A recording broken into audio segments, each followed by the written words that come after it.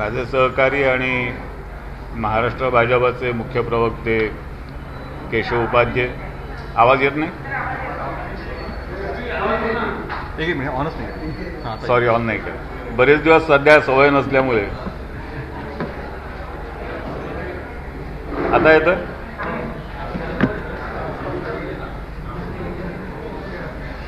माझे सहकारी प्रवक्ते एजाज देशमुख,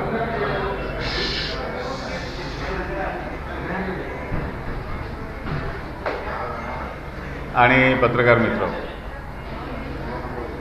सभागृहात जर कोणी आमचे कार्यकर्ते असतील तर कृपा करून शांतपणे बसून घ्या आणि पत्रकार परिषदेचं कामकाज चालू आहे त्याच्यामध्ये जरा आवाज येणार नाही याची काळजी घ्या. आज बऱ्याच दिवसांनी आपल्या सगळ्यांच्या बरोबर उपस्थित राहत आहे आणि संवाद साधत आहोत. गेले काही दिवस महाराष्ट्रामध्ये जे चालू आहे त्याच्याबद्दलचे काही महत्त्वाचे मुद्दे आज मी आपल्यासमोर ठेवणार आहे. 12-13 नोव्हेंबरला रजा अकादमीच्या नावाखाली अमरावती, नांदेड आणि मालेगाव अशा 3 शहरांमध्ये मोर्चे काढले गेले आणि त्यानंतर जे घडलं आणि गेल्या काही दिवसांमध्ये महाराष्ट्रात अजून घडत आहे त्या सगळ्याची मी इथे काही पुनरावृत्ती करत नाही, कारण आपण सगळेजण रोज त्याबद्दल लिहितात, बोलत आहात. मला या संदर्भात काही महत्त्वाचे प्रश्न उपस्थित करायचे आहेत की त्या प्रश्नांची उत्तरं राज्य सरकारने दिली पाहिजेत. त्यातला पहिला प्रश्न आहे की अशा तऱ्हेचे मोर्चे काढायला रजा अकादमीने अधिकृत रीतसर परवानगी मागितली होती का, आणि त्या त्या ठिकाणच्या संबंधित जबाबदार अधिकाऱ्यांनी किंवा शासनाने ही परवानगी दिली होती का, आणि जर शासन या संबंधीची माहिती देणार असेल, राज्यकर्ते याबद्दलची माहिती देणार असतील, तर त्यांनी या दोन्ही संबंधाचे जे अधिकृत कागद आहेत ते प्रसिद्ध करावेत, प्रसिद्धीला द्यावेत. म्हणजे रजा अकादमीची परवानगी मागणारा अर्ज आणि त्यांना परवानगी देणारं संबंधित योग्य अधिकाऱ्याचं पत्र, हे दोन्ही कागद शासनाने लोकांच्या माहितीसाठी प्रसिद्ध करावेत ही माझी पहिली मागणी. दुसरा माझा मुद्दा आहे, दुसरा माझा प्रश्न आहे की अशा तऱ्हेचे मोर्चे निघत असताना त्यामध्ये किती संख्या येणार आहे,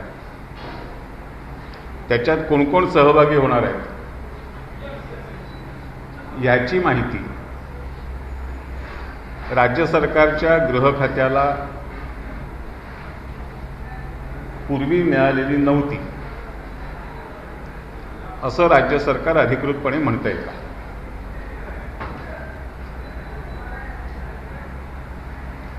आम्हाला या प्रकारच्या मोर्चाबद्दलची काहीच माहिती मिळाली नव्हती अशी सर राज्य सरकारची अधिकृत भूमिका असेल तर ती त्यांनी स्पष्ट करावी. तिसरी माझी मागणी आहे, तिसरा माझा प्रश्न आहे की अमरावतीमध्ये ज्यांना अटक केलेली आहे त्या अटक केलेल्या सर्व नागरिकांची, सर्व रजा अकादमीपासून भारतीय जनता पार्टीपर्यंत जेवढ्या सगळ्या लोकांना अटक केलेली आहे त्या सगळ्या लोकांची नावं आणि त्यांचं राष्ट्रीयता याची यादी देण्याची राज्य सरकारची तयारी आहे का.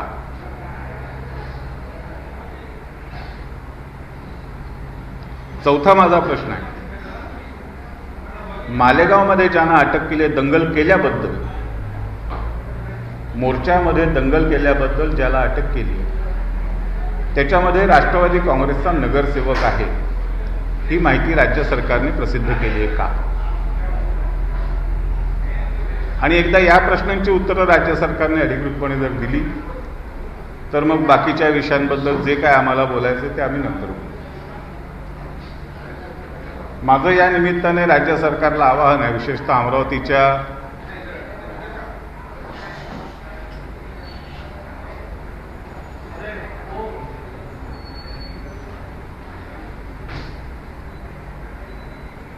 अमरावतीच्या संदर्भात हे आवाहन माझं अधिक महत्त्वाचं आहे की राज्य सरकारने भारतीय जनता पार्टी, विश्व हिंदू परिषद, अन्य संघटना यांच्यावरती दडपशाहीचा, सुडाचा वरवंटा फिरवण्याचं जे काम चाललेलं आहे ते ताबडतोब बंद करावं. 13 तारखेच्या बंदमध्ये सहभाग घेतला म्हणून माजी राज्यमंत्री प्रवीण पोटे यांना आज अटक केली. माझे सहकारी प्रवक्ते शिवराय कुलकर्णी, अमरावतीचे आमचे नेते जगदीशजी गुप्ता, आमचे राष्ट्रीय शेतकरी मोर्चाचे राष्ट्रीय सरचिटणीस डॉक्टर अनिल बोंडे आणि तुषार भारतीय या चौघांना आत्तापर्यंत अटकेत ठेवलं होतं. आत्ता त्यांना जामीन मिळाला. जामीन मिळून ते बाहेर आले तर ताबडतोब आज त्यांच्यावर त्याच दिवसाच्या गुन्ह्यासाठी वेगळ्या कलमांखाली गुन्हे नोंदवलेले आहेत. त्यामुळे हा सगळा प्रकार जो आहे तो एका विशिष्ट समाजाला डोळ्यासमोर ठेवून त्या समाजावरती दडपशाहीचा वरवंटा फिरवण्याचा प्रकार आहे. आणि हा प्रकार सेक्युलर राज्यघटनेची शपथ घेतलेल्या सरकारला चालणारा, शोभणारा प्रकार नाही. हा संविधानाचा भंग आहे. दुसरा यातला महत्त्वाचा भाग आहे की 12 तारखेच्या मोर्चात ज्यांनी दंगली घडवून आणल्या त्यांच्याबद्दल हे सरकार काही बोलत नाही. नांदेडमधला या मोर्चामध्ये दंगली घडवून आणणारा एक आरोपी दुसऱ्या दिवशी न्यायालयात पोलिसांशी दंगामस्ती करून पळून गेला. तो अजून फरारी, अजून सापडलेला नाही. त्यामुळे नांदेड असो, मालेगाव असो, नाहीतर अमरावती असो, तिन्ही ठिकाणचा एक समान धागा आहे की या मोर्चे काढणाऱ्या मंडळींना महाविकास आघाडीच्या नेत्यांचं संरक्षण होतं, पाठिंबा होता.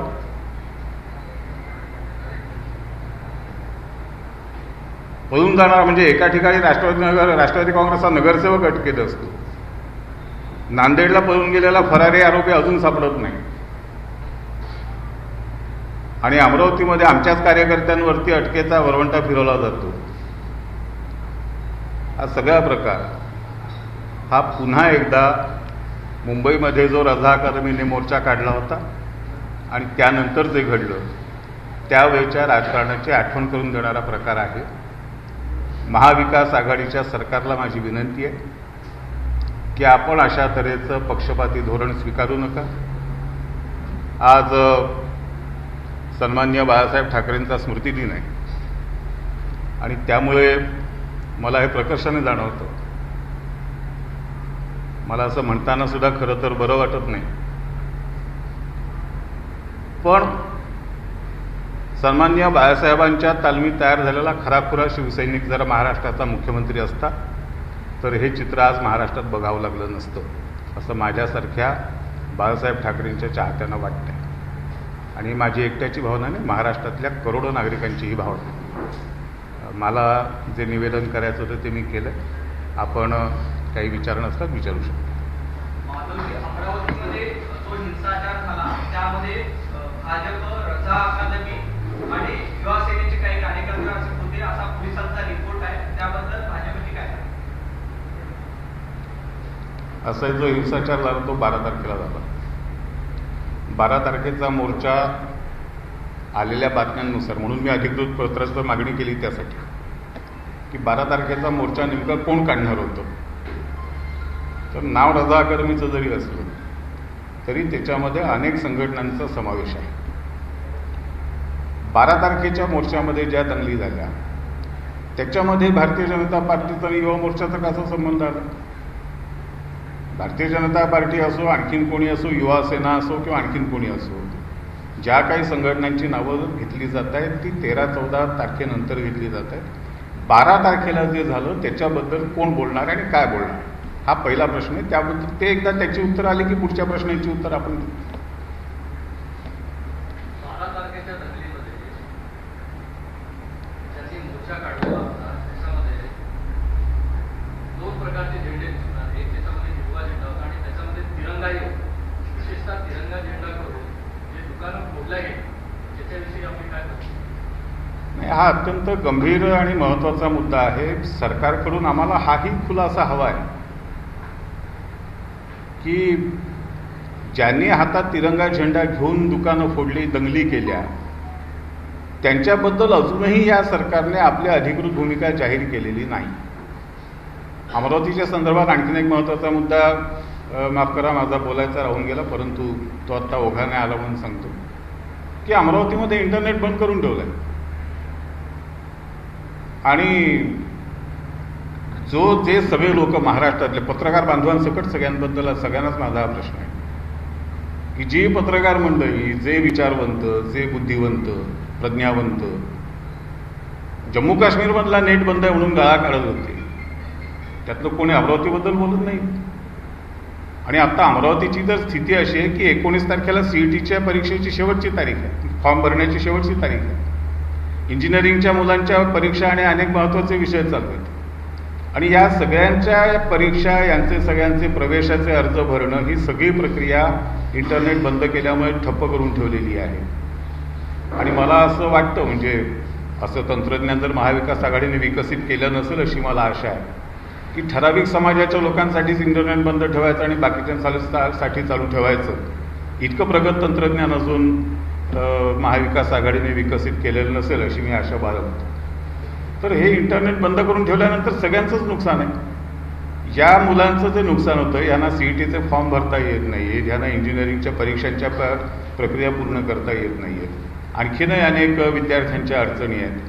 ह्या अडचणींबद्दल सरकारची काय भूमिका आहे, सरकार काय बोलतं त्याच्याबद्दल? पालकमंत्री त्या तिथे ठिया मांडून बसलायत आणि अशा पद्धतीच्या भाजपच्या कार्यकर्त्यांच्या अटकेवरती अटका सगळ्या मॉनिटर करतायत. त्या पालकमंत्र्यांना आपल्या जिल्ह्यातल्या तरुणांच्या ह्या अडचणींची जाणीव का नाही आहे? आणि ह्या अडचणी सोडवण्यासाठी पालकमंत्री काय करणार आहेत? काँग्रेसच्या परिस्थितीची नाना पटोलेंनी आज आरोप केला की अमरावती, नांदेडमधल्या दंगलीमागे भाजपचेच नेते आहेत. उत्तर प्रदेशातील इतर राज्यातील निवडणुका जाऊन काही धर्मांमध्ये तेढ निर्माण करणं आणि मतांचं राजकारण करणं असा आरोप केलेला आहे. यामुळे भाजपच्या जे माजी मंत्री आहेत किंवा आमदार आहेत त्यांना अटक केलं जातं. नाना पटोलेंना मी आठवण करून देऊ इच्छितो की सन्माननीय नाना पटोले, आपण महाराष्ट्रातल्या काँग्रेसचे प्रदेशाचे अध्यक्ष आहात, भाजपाचे नाही आहात. आणि आपण ज्या पक्षाचे महाराष्ट्राचे अध्यक्षपद स्वीकारलेलं आहे, भूषवत आहात, तो तुमचा पक्ष या सरकारमध्ये सहभागी आहे, सत्ताधारी आहे. सत्ताधारी पक्ष या नात्याने तुमची जबाबदारी आहे की अशा तऱ्हेच्या दंगली घडवण्याचा प्रयत्न जर कोणी करत असेल तर त्या घडवू द्यायच्या नाहीत. देवेंद्रजी मुख्यमंत्री होते त्या काळामध्ये अशा प्रकारच्या दंगली कुणाला करता आल्या नव्हत्या. आज का करता आल्या? एक सोडून 3 ठिकाणी नगरसेवक अटकेत कोणाचा आहे? दंगल केल्याबद्दल राष्ट्रवादी काँग्रेसचा आहे. नांदेडमध्ये पकडलेला आरोपी पोलिसांच्या ताब्यातून पळून का जातो आणि तो सापडत का नाही? सरकार कोणाचं आहे? सरकार चालवताना जर तुम्हाला ही माहिती मिळत नसेल, अशा तऱ्हेचे दंगे घडवण्याचा प्रयत्न केला जाणार आहे, ही माहिती तुमच्याकडे येत नसेल आणि आलेल्या माहितीवर तुम्ही कारवाई करत नसाल तर जबाबदारी तुमची आहे. समजा तुमच्याकडे माहिती होती ना आमचे लोक दंगली करणार आहेत म्हणून, तर अगोदर अटका करायच्या होत्या, का नाही केल्या? कुणी अडवलं होतं? माहिती मिळाल्यानंतर त्याच्यावर कारवाई जर करत नसाल तर याचा अर्थ तुम्हाला दंगली करायच्या होत्या आणि तुमचे हेतू वेगळे होते. त्यामुळे आमच्यावरती आरोप करत राहू नका. तुमच्या सरकारचं जे अपयश आहे त्याची उत्तरं द्या.